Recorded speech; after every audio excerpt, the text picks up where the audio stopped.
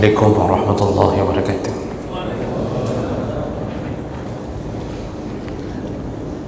الحمد لله رب العالمين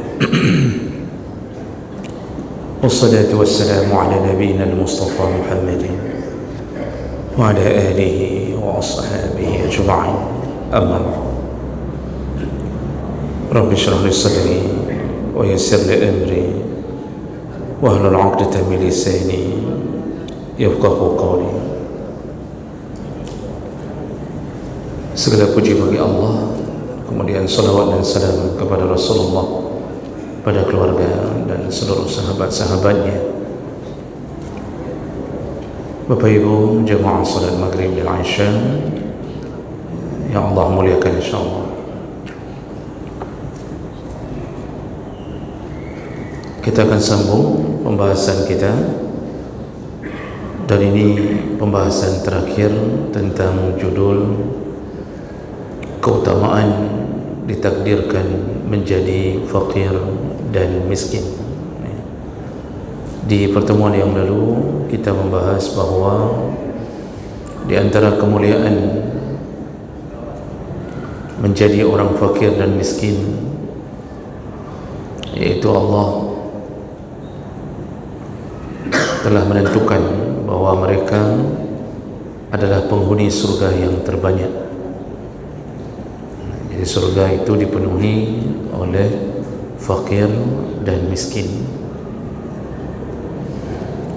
Dan tentu yang dimaksud adalah fakir miskin yang taat kepada Allah Subhanahu wa taala. Dan tentu kita bertanya-tanya, bagaimana dengan nasib orang-orang kaya? Bagaimana kalau seandainya ada miskin yang taat dan ada orang kaya yang taat? Mana lebih dahulu yang memasuki surga? Dan itu yang akan menjadi pembahasan kita berikutnya. Jadi ini pembahasan terakhir dalam fadilah masalah ini. Fadilah yang ke-8, yaitu orang-orang fakir dan miskin itu mendahului orang kaya untuk menikmati keindahan surga. Jadi yang kemarin dibahas, orang fakir miskin itu adalah penghuni surga yang paling ramai. Maka kali ini kita mendapatkan satu kabar gembira melalui keterangan dari Allah dan Nabi bahawa fakir miskin bukan hanya paling banyak di surga, tetapi mereka menikmati surga lebih dahulu dibandingkan dengan orang-orang kaya.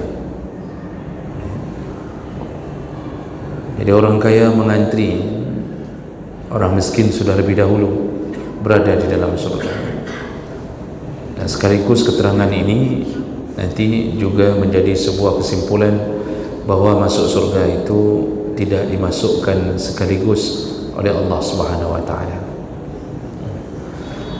Ada beberapa hadis yang menyebutkan masalah ini. Hadis yang pertama yaitu hadis yang menyatakan tentang orang-orang fakir dan miskin diizinkan melewati titian sirat lebih dahulu dibandingkan orang-orang kaya.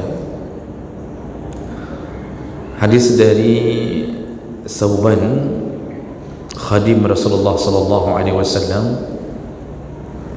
Jadi datang salah seorang pendeta Yahudi atau pendeta Yahudi menemui Nabi sallallahu alaihi wasallam. Lalu pendeta Yahudi itu bertanya beberapa perkara, dan di antara yang ditanya adalah faman awlan nas ijazah? Qal fuqara'ul muhajirin. Jadi pendeta Yahudi itu bertanya kepada Rasulullah, siapa yang pertama sekali akan melewati jembatan yang dibentangkan Allah di antara neraka sampai ke pintu surga? Dan tentu dia bertanya, karena ini seorang rahib, seorang pendeta, ruhban. Dia bertanya dengan ilmu yang dia dapatkan di dalam Taurat. Dan dulu tentu Taurat yang mereka dapatkan masih Taurat yang asli, sehingga juga akan membicarakan tentang perkara yang sama, ya. Dan kemudian baru disempurnakan oleh Al-Quran. Jadi beliau ini bertanya kepada Nabi, nanti kalau dibentangkan titian sirat, siapa yang pertama sekali diizinkan Allah untuk melewatinya? Maka Rasulullah menjawab, fuqara al-muhajirin, yaitu orang-orang fakir dari golongan muhajirin. Dan tentu selanjutnya sudah bisa ditebak, yaitu orang-orang fakir selain golongan muhajirin. Jadi diutamakan dulu orang-orang fakir golongan muhajirin, karena orang-orang fakir yang muhajirin ini mereka sebenarnya kaya, tapi demi membela agamanya mereka hijrah bersama Nabi, menyelamatkan Islam dari kekejaman penduduk di tanah Makkah. Mereka pergi tanpa membawa apapun kecuali yang mungkin dibawa, dan langsung berubah statusnya jadi orang miskin. Maka kemudian mereka diizinkan oleh Nabi untuk membuat kemah-kemah dan tinggal di kemah di pelataran-pelataran Masjid Nabawi. Bayangkan bertahun-tahun tinggal di Madinah, tapi tinggalnya di dalam kemah. Jadi betul-betul meninggalkan tanah air demi agama. Maka mereka dimuliakan dengan melewati titian sirat lebih dahulu. Ini hadis sahih riwayat Muslim. Lalu kemudian dalam hadis yang lain, di antara kenikmatan yang didapatkan oleh fakir dan miskin, yaitu mereka juga yang pertama sekali diizinkan untuk menikmati telaga Kausar, telaga yang dikapling oleh Allah khusus milik Nabi SAW. Dan ini berdasarkan hadis Rasulullah SAW menyebutkan tentang telaganya. Hadis dari Sauban radhiyallahu anhu, kata Rasulullah, haudi min adani ila aman. Telagaku itu lebarnya atau luasnya itu seluas antara Adan sampai ke Oman. Jadi mulai dari Yaman sampai ke Oman, itu luasnya telaga Nabi SAW. Lalu Rasulullah mengatakan, ma'uhu asyaddu bayadan minal laban. Air di telagaku itu lebih putih daripada air susu. Wa ahla minal asal, dan lebih manis daripada madu. Wa akwabuhu adadu nujumis sama. Nanti cangkir-cangkir atau gelas-gelas yang disediakan Allah di telaga Nabi itu melebihi jumlah bintang-bintang di langit. Man syariba minhu syurbatan lam yadma' ba'daha abada. Barang siapa yang meminum air dari telagaku sekali minum, maka dia tidak akan pernah merasa kehausan selama-lama. Wa awwalun nas wurudan alaihi, dan orang yang pertama sekali yang mengunjungi telagaku itu, kata Rasulullah, adalah fuqara'ul muhajirin, yaitu orang-orang fakir dari golongan muhajirin. Lalu asy-sya'su al-mutafarriqu asy-sya'r, yaitu diikuti oleh orang-orang yang rambutnya acak-acakan, ya. Ad-danas siaban, bajunya dekil kumal.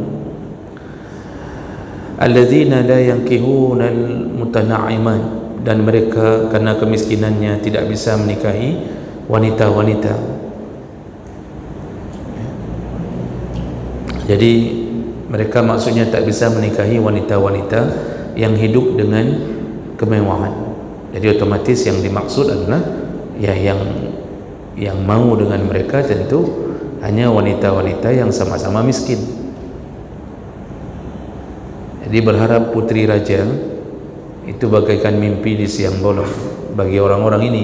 Kata Nabi, wala tufattahu lahum abwabus sadad, dan ketika mereka mengetuk pintu-pintu rumah orang kadang-kadang tak mau membukanya.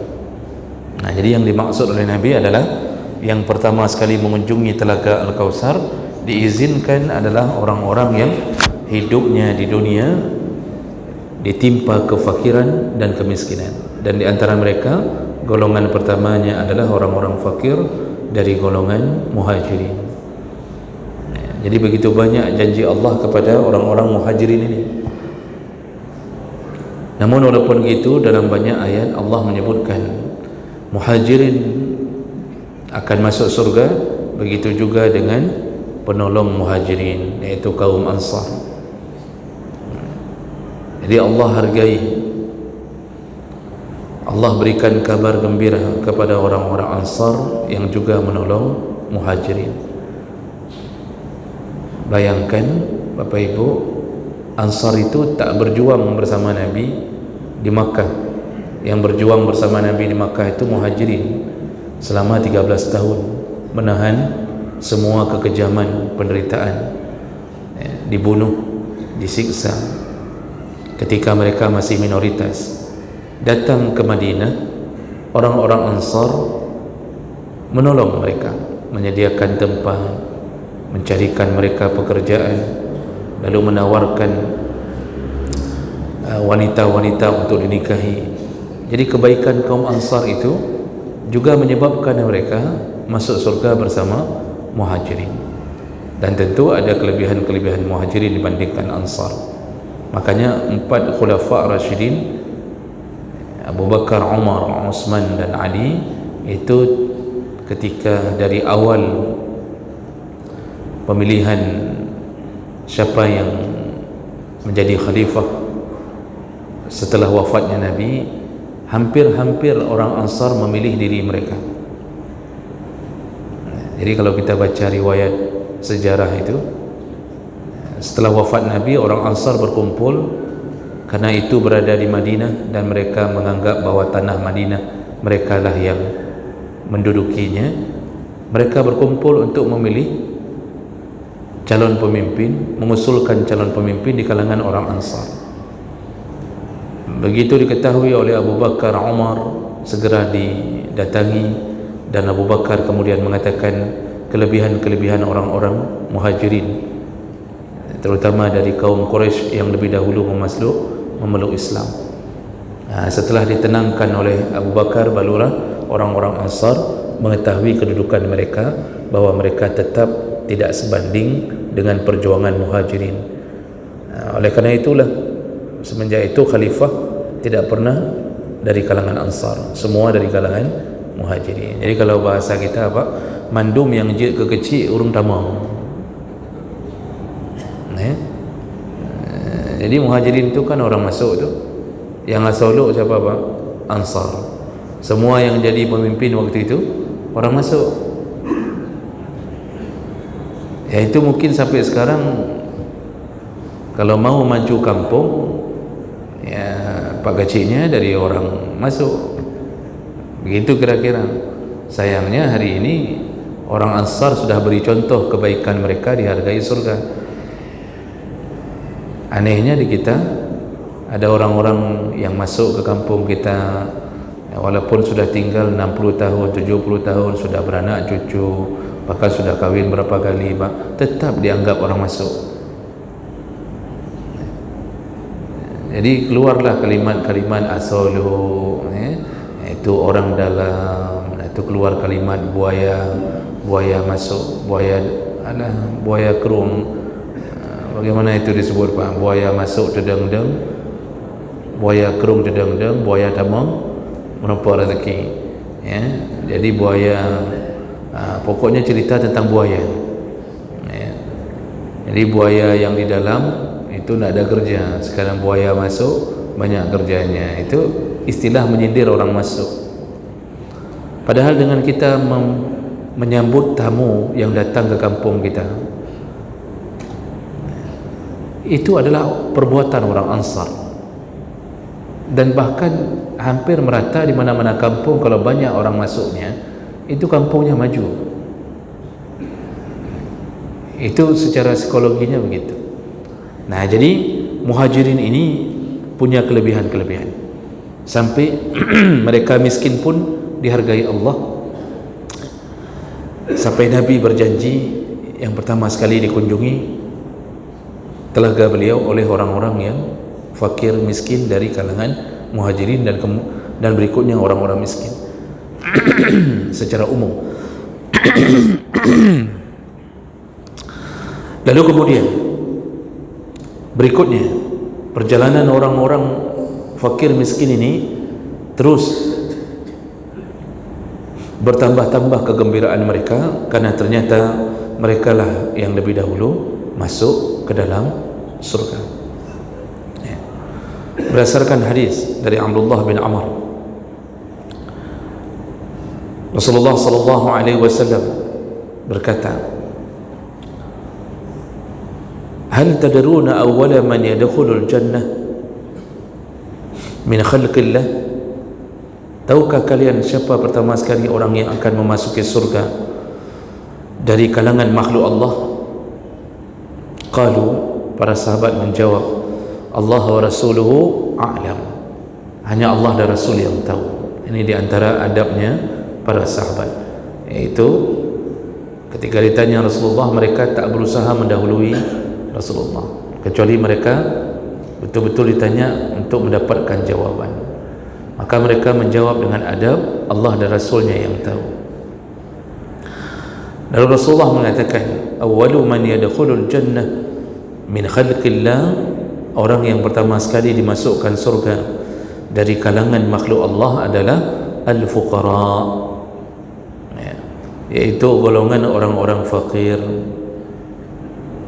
Dan yang lebih utama dari kalangan orang fakir adalah wal muhajirun alladzina tusaddu bihim as-sughur wa yattaqi bihim al-makarih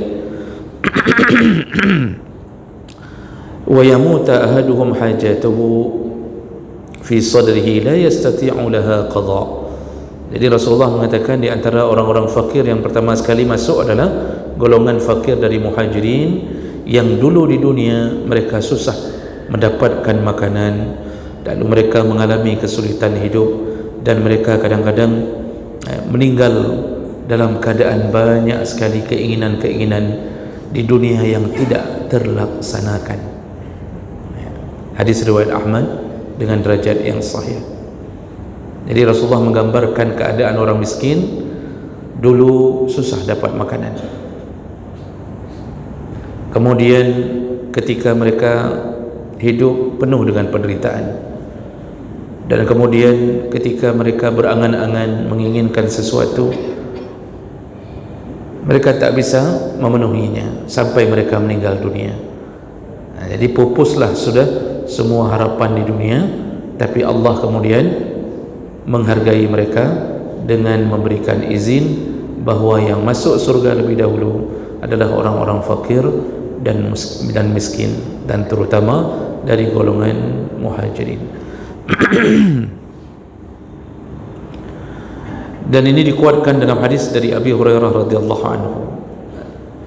Qala Rasulullah sallallahu alaihi wasallam, Rasulullah berkata, yadkhulul fuqara al-jannah qabla al-aghniya binisfi yawm wa huwa 500 'am.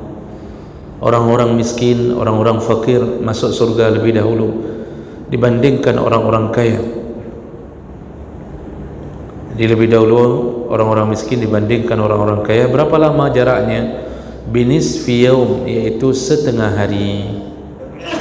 Tentu bagi orang berpikir setengah hari adalah setengah hari di kalangan manusia. Ternyata setengah hari yang dimaksud adalah setengah hari di sisi Allah. Berapa setengah hari di sisi Allah? Wa huwa 500 'am, yaitu 500 tahun.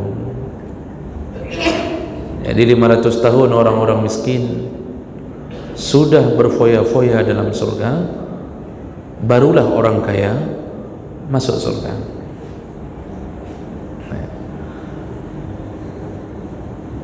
Di dalam hadis yang lain, Rasulullah sallallahu alaihi wasallam itu menyebutkan 40 tahun.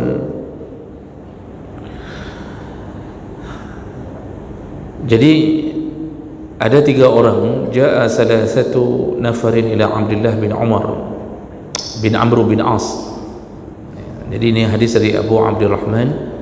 Ada 3 orang yang mendatangi Abdullah bin Amr bin As, wa ana indahu, dan aku sedang bersama Abdullah bin Amr bin As ini. Faqalu, 3 orang itu berkata, ya Aba Muhammad, inna wallahi ma naqdiru ala syai'in la nafaqatin wala dabbah wala mata'. Jadi mereka ini curhat atau mengatakan kepada Abdullah bin Amr bin As bahawa kami ini, wahai Abu Muhammad, itu kuniahnya Abu Muhammad, mereka berkata bahawa sungguh demi Allah kami ini bukanlah orang-orang yang mampu, kami bahkan tak mampu memberi nafkah, kami tidak memiliki kenderaan, kami tidak memiliki kekayaan. Lalu kemudian Abdullah berkata, faqala lahum ma syi'tum in syi'tum raja'tum ilaina fa'atainakum ma yassarallahu lakum wa in syi'tum zakarna amrakum lis-sultan wa in syi'tum sabartum. Jadi kata Abdullah, kalau kalian menginginkan maka kalian boleh kembali dengan membawa apa yang kami beri semampu kami kepada kalian. Tapi kalau kalian pun ingin kami laporkan keadaan kalian kepada sultan, iaitu kepada raja atau kepada pemerintah, ya, maka itu pun bisa kami lakukan. Wa in syi'tum sabartum, dan kalau kalian menginginkan sabar di atas penderitaan ini, ya, maka sesungguhnya fa inni sami'tu Rasulullah sallallahu alaihi wasallam yaqul. Jadi tawaran terakhir, kalau kalian sabar di atas kemiskinan ini, kefakiran ini, maka aku pernah mendengar Rasulullah sallallahu alaihi wasallam berkata. Apa kata Rasulullah? Inna fuqara al-muhajirin, sesungguhnya orang-orang fakir dari golongan muhajirin, yasbikuna al-aghniya yaumal qiyamah ila al-jannah bi'arba'ina kharifan. Orang-orang dari golongan muhajirin yang miskin itu mendahului orang kaya, lebih dahulu masuk surga 40 tahun. Faqalu, setelah mendengarkan berita itu, orang-orang yang datang kepada Abdullah ini kemudian berkata, fa inna nasbiru la nas'alu syai'a. Kami, kalau begitu kami akan bersabar dan kami tidak akan meminta apapun setelah ini. Jadi ini jawaban menunjukkan iman mereka. Jadi mereka mengetahui sesuatu perkataan dari Nabi sallallahu alaihi wasallam ketika mereka mendengarkan bahawa mereka lebih dahulu masuk surga. Dengan imannya mereka mengatakan, kalau begitu kami tidak akan meminta atau berusaha untuk menjadi kaya dengan kelebihan yang diberikan sebagai fakir dan miskin yang baru mereka dengarkan. Mereka berkata, kami akan tetap bersabar di atas semua yang Allah berikan. Nah, jadi ini adalah janji-janji Nabi. Ini hadis tadi adalah hadis riwayat Muslim, Ahmad, Ibnu Hibban dengan derajat yang sahih. Jadi Bapak Ibu yang Allah muliakan, ini betul-betul menggembirakan bagi mereka yang bersabar di atas kemiskinan dan kefakiran. Sayangnya hari ini mungkin entah tak sampai ke telinga orang-orang fakir dan miskin, atau orang fakir dan miskin yang kadang-kadang karena kemiskinannya jarang mengikuti pengajian-pengajian, jarang menuju ke masjid-masjid, sehingga mereka tak mendengarkan berita-berita dari Allah Subhanahu wa taala melalui lisan nabinya sallallahu alaihi wasallam, sehingga banyak yang kadang-kadang terjebak di dalam keadaan yang miskin, tetapi mereka terus mengejar dunia yang mereka tahu bahawa mereka tak mungkin mencapainya. Itulah fenomena yang hari ini kita dapatkan. Padahal kalau orang miskin sering ke masjid dan mereka kemudian mendapatkan satu dua, mendengarkan satu dua hadis, maka mereka akan bertambah-tambah kesabarannya terhadap ujian dari Allah Subhanahu wa taala. Dan saya melihat fenomena, Bapak Ibu, bahwa ini yang banyak ikut pengajian itu orang-orang yang mampu, yang mungkin karena Allah berikan kita kelebihan, kita bisa duduk tenang tanpa memikirkan apalagi yang bisa kita makan dan bagaimana cara kita mencari, sehingga Allah berikan nikmat kita ikut pengajian, kita tidak terfikirkan pulang nanti ada beras atau tidak. Kadang kita sudah tahu di dalam kulkas kita sekali buka itu berbagai macam makanan tersedia. Ketenangan hati ini membuat kita alhamdulillah bisa dekat dengan Allah. Tetapi cobaan paling berat kepada fakir miskin adalah ketika mereka tak bisa bersama Allah karena disibukkan memikirkan ini kalau kita duduk di masjid dari maghrib sampai isya, atau kita sering-sering ikut pengajian, bagaimana kita bisa mencari nafkah, bagaimana kita bisa melewatkan kesempatan-kesempatan, ya, mungkin ada orang yang mau memberi segala macam, sehingga terjadilah hal-hal yang berulang-ulang. Yang miskin, yang fakir semakin jauh dari Allah, dan mereka seakan-akan adalah orang-orang yang seakan-akan tidak pernah mendapatkan kasih sayang Allah, padahal mereka lah orang-orang yang paling hebat dijanjikan Allah terhadap surganya. Nah, jemaah melakukan Allah Subhanahu wa taala, dari beberapa hadis yang kita bacakan tadi, maka kita mendapatkan sebuah kesimpulan bahawa ada kalanya kita ini tidak bisa menerima apa yang Allah takdirkan kepada kita, padahal ketika kita mengetahui hakikatnya Allah sedang membuat sebuah program atau settingan agar kita mendapatkan banyak kelebihan di akhirat. Tidak ada orang yang berusaha untuk tetap miskin. Yang miskin pun akan berangan-angan untuk menjadi kaya. Sedangkan tadi para sahabat yang mendatangi Abdullah bin Amr bin As ketika mengetahui Nabi mengatakan bahawa barang siapa yang bersabar maka kelebihannya mereka akan masuk surga lebih dahulu, langsung mereka mengatakan kami akan bersabar, wala nas'alu syai'an, dan kami tidak akan meminta-minta apapun. Artinya kami tidak berusaha untuk menjadi kaya dengan meminta-minta. Dan permasalahan inilah yang membuat kita kadang-kadang tidak mahu menerima kenyataan bahawa kita di dalam garis yang telah ditentukan Allah, bahawa kita ini adalah golongan orang-orang yang akan miskin. Karena miskin dan kaya itu memang bahagian daripada takdir Allah. Kalau Allah telah menuliskan takdirnya, kita berusaha sekuat apapun, maka kita tetap fakir, tetap miskin. Allah Subhanahu wa taala mengatakan ya basutur rizqa liman yasha wa yaqdir.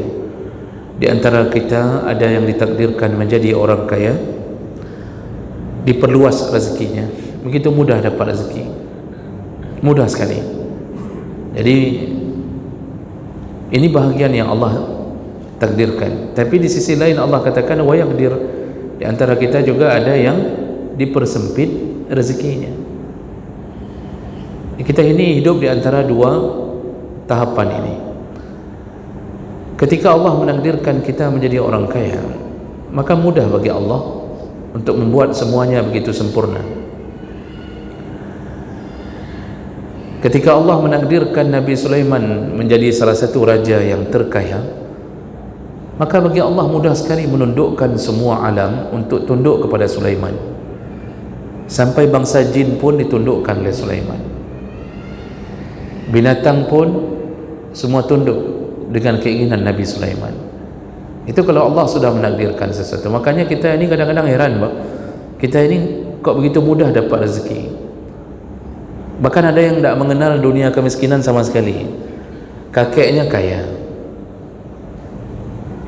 kemudian punya anak, yaitu ayah kita. Ayah kita pun kaya raya.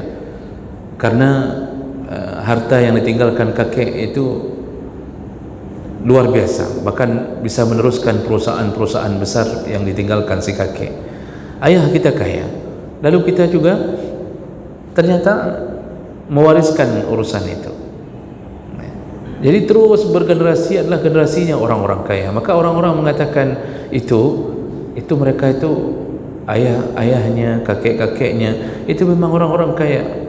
Jadi tidak pernah merasakan kemiskinan. Cuma yang perlu kita fikirkan adalah kenapa begitu mudahnya kita kaya.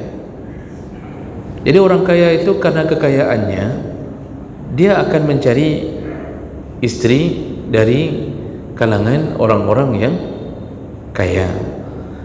Kalau anak gadis dipelihara oleh orang kaya, maka tentu dia akan mendapatkan pendidikan yang baik, lalu sekolah di tempat yang mahal, yang favorit. Maka jadilah dia gadis yang pintar, lalu dilamar oleh orang kaya. Bertemulah laki-laki kaya dengan perempuan kaya, punya anak, anaknya juga begitu, ya. Anaknya pintar, cantik, ganteng. Kenapa? Ya orang kaya tidak mau milih yang jelek-jelek. Jadi hidup tu begitu mudahnya. Lalu anaknya disekolahkan, ya, sekolah, kemudian sampai tinggi-tinggi, semua sanggup dibiayai, ya, masuk ke kedokteran, kemudian bayarnya Masya Allah puluhan juta misal. Mudah bagi orang kaya. Orang miskin mimpi, Pak, mau jadi dokter, mimpinya diputuskan oleh azan subuh. Dengar saja berapa biayanya, itu langsung mundur. Itu belum lagi biaya untuk selama di dalam perkuliahan, belum lagi masalah koas, nanti ambil spesialis berapa sekalian. Itu kan semuanya adalah perjalanan yang ditentukan Allah. Begitu sudah jadi, sudah spesialis, begitu mudahnya mendapatkan kekayaan, ya. Jadi pasien-pasien datang, wah, itu ada yang sakit gigi, ada yang sakit mata, sakit kepala. Jadi spesialis misal dokter gigi saja lah misal, ya, karena pendidikannya itu dapat semua dengan izin Allah tadi. Itu kan kita periksa dokter gigi, diketuknya gigi sebelah kanan, sekali ketuk 100.000. Itu belum cabut, diketuk saja 100.000. Buka mulut saja sudah 100.000. Coba dibuka mulutnya 100.000. Diketuk gigi kita 100.000 lagi, sudah 200.000. Dicabut tambah 200.000. 3 jam per 2.000. Obat, nanti beli obat lagi. Apalagi spesialis-spesialis yang lebih daripada itu, Pak. Jadi bayangkan hidup itu berlanjut, punya anak kaya-kaya semuanya.